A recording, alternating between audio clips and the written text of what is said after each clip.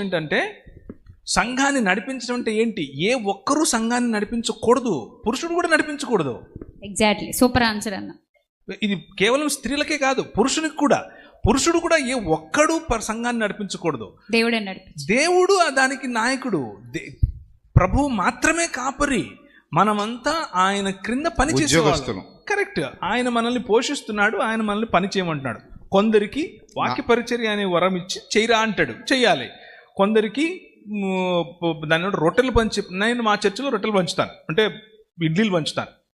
నా చర్చిలో కొన్నిసార్లు ఇడ్లీలు పంచుతాను, కొన్నిసార్లు దాన్ని ఏమంటారు, కాదమ్మా, అంటే టిఫిన్ ఇన్ఛార్జ్ నేను మా చర్చ్లో.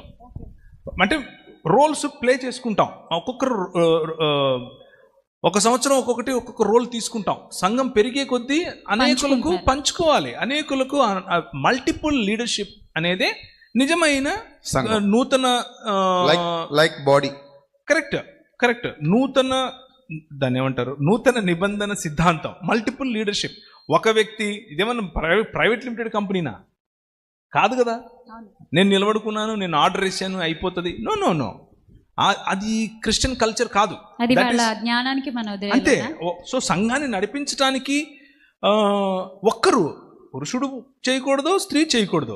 అందరూ కలిసి, స్త్రీలు పురుషులు అందరూ కలిసి చేయాలి.